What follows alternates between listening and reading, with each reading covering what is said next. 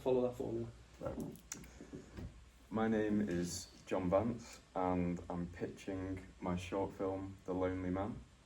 It is a psychological horror with thriller themes to it. The world is in a desolate state. What seems to be the last human is forced to wander the wasteland. Is he human or something else? I want the film to be about the idea of not understanding what something is and like feeling that level of empathy for something that you don't even know is human, you know, and like relating to a character, even if he is human or not. This is my mood board. Got some pictures of reference here, you know. Got Stalker by Tarkovsky, which I think the imagery is really good in, and I don't think anything's been done like that in a long time. So definitely going to use some of that. I think the Push films are great too for imagery because they just look really cool in my opinion. I also want the character to be faceless and completely voiceless, so that you have to sort of infer if he's human or not, and you have to sort of read the little cues. Yeah. Thank No, you can go. you. My name is John Vance, and I'm presenting The Lonely Man short film, which is a horror, psychological, sort of scary film. Let's get into it. The world is in a desolate state. What seems to be the last human is forced to wander the wasteland. Is he human or something else? I wanted to keep it quite simple, but also leave it quite open to a lot of interesting artistic ideas, like, you know, because the film Mad God, which is inspired by, which I'll talk about in a little, is like a very difficult film to understand, and I kind of wanted to make something a little more accessible to audiences. This is my mood board. It's pretty nice. The main thing that I've got going on this mood board is Stalker by Tarkovsky, because I'm very inspired by a lot of his work. He's very good at making a really nice composition on a shot, you know. I also love the colours he uses, the dreariness, but also the kind of like vibrant, you know, beautiful colours that he also uses as well. It was really nice. I think I've used a bit of Pusher films as well here, specifically these three images. And I really like them because they use a very aggressive colour, just like one colour to sort of represent the emotions and moods of the scene. I might do that because my character is faceless and voiceless. It'll be a lot easier to sort of represent how he's feeling. Some of these are from video games, actually, the Stalker games, inspired by the film. And I just thought they were really good for a bit of post-apocalyptic imagery, you know, all that good stuff. The imagery, feel, and inspiration. My inspiration for the imagery are films such as Mad God, Stalker, and the Pusher trilogy. There's a similar look to all of these, but they all have very different themes, one being very fantastical, one being just about a drug scene, and the other just like about something random, to be fair. And because of Mad God being a stop motion film, I just realised my head's been cut off for a while. I had a go at making some clay models. I thought I did a pretty good job on these, to be honest. Very Mad God-esque, very Mad God-esque. Here's actually a little guy from Mad God that I was inspired by. Yeah, and I wanted to maybe try out these techniques in my film because it's a really fun thing to do. So the main character, there's only one character in this story, and it is the lonely man. Or is he a man? I did some mock-up drawings here, very, very inspired by Mad God, as you can see. Similar sort of outfit and level of detail. This guy is a bit weird. This is not what I really was after, to be honest. I don't know why he's there. But the gas mask is what I really want, because it represents like sickness and illness, and it makes you feel like the world is in a pretty horrible state and it's like not inhabitable almost. This is just another bit of concept art, something to be inspired by. Yeah. For locations, I wanted it to look very abandoned, dreary, sort of run-down, derelict vibe, you know, like almost as if the world is sort of like post-war, but you don't really know what happened. And I would like to use a lot of Manchester for these locations, because they are very, very derelict and quite horrible, to be honest. And yeah, I think it represents the stalker Tarkovsky sort of look quite well, and has what I'm after, really. And it shouldn't be too hard to get into these locations, because I'm not planning on going in, I'm just sort of filming outside for the exposition and whatnot. But yeah, the story synopsis. The main character is walking through a forest.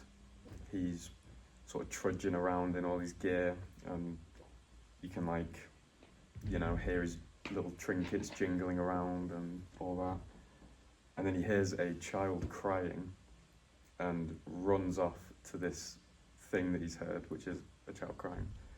And you're meant to then sort of infer whether he's going there to save it or he has ulterior motives. You know, you're not sure because you don't know if he's human. And then when he gets there, it's not actually a baby. It is a little baby monitor playing the noise out. So he's like, I thought it was going to be a baby here, to be honest. Then this massive wooden thing comes and like hits him in the face nearly. So he's like, oh, some guy's set up a trap almost, you know, what is this world I live in? It's quite horrible. And I want that to kind of represent the, like, you still don't know what he is because you don't know what his motive was, because you never saw what he was going to do to the child. And that is exactly what I'm after. Yeah, I mean, if we go back to the, can I get my technician on this? If we go back to the mood board, possibly. Yeah, so I also actually, I forgot to mention this, I looked at Dark Souls, which is a bit of a different vibe because it's not modern, it's medieval. But I almost wanted my film to have a timeless feel to it, you know, like a slightly medieval but possibly futuristic, you know, with all the trinkets and the weapons and the general feel of the vibes, to be honest. You know what I mean? Yeah, I mean, if we go to the end one now,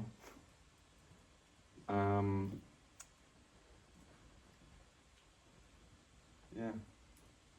Oh, no, the other one. But you were on the right one. I was just looking at the cool picture in it.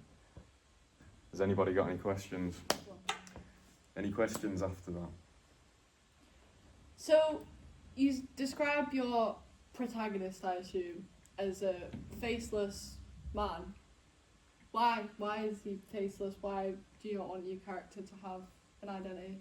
What is the reason behind that? Because the purpose of the film, the main underlying theme is what makes someone human. And if you gave that away too quick, I feel like it would take away from the initial message of, is he a human or not? And then, because the whole point is, throughout the film, he's doing all these things and little subtle mannerisms that make you think he's either, you know, maybe not or maybe is. And then by the end, you come to a conclusion. But if I gave that away too early, wouldn't really be much point. So it makes the story more like tense and mysterious. Yeah, it gives it that sort of ambiguous feel. Which gives it, I think, that gives it the kind of thriller.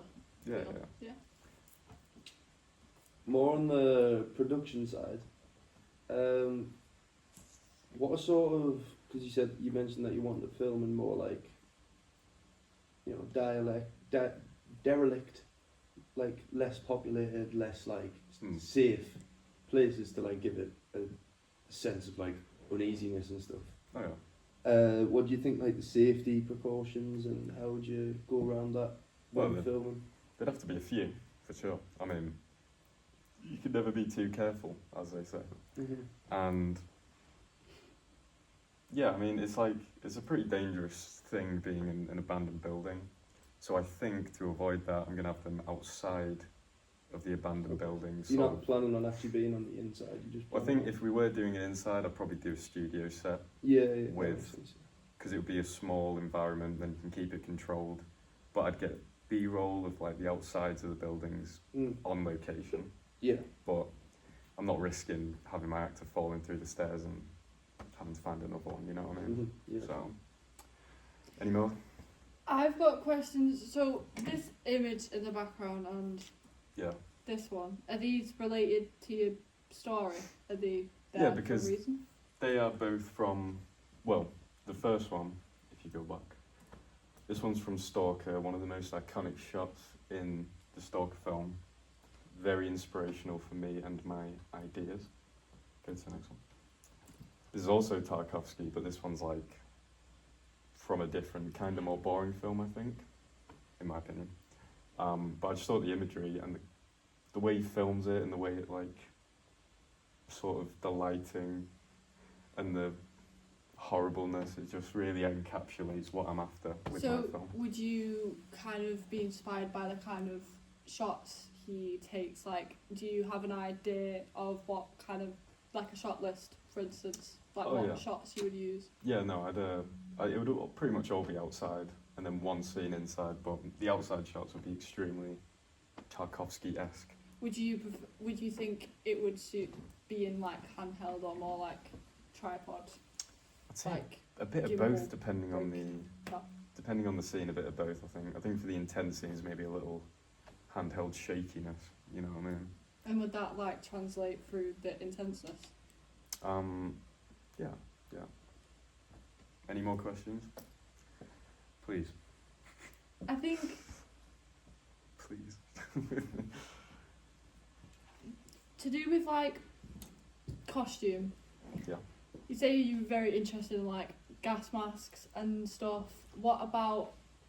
I see you've drawn out here. Is that what kind of clothes he'd be wearing? Why would he be wearing something that looks like 'Cause that? I want it to be slightly post-war. Like the idea is it's a bit post-war, and that's why there's the Or like heavy trench coats kind of. yeah, like the kind of bomb vest, the gas mask, the kind of layers and layers of grenades and weapons, and but also make it look old. So it's like maybe the war happened a long time ago, but he just likes collecting that kind of vibe. Do you think it makes him more mysterious than he is with the kind of outfit? Yeah, I mean, as well, it is just Uh-huh. it's just the way I want it to look. I think that's kind of more of a purely artistic thing, but it does have, you know, So underlying messages.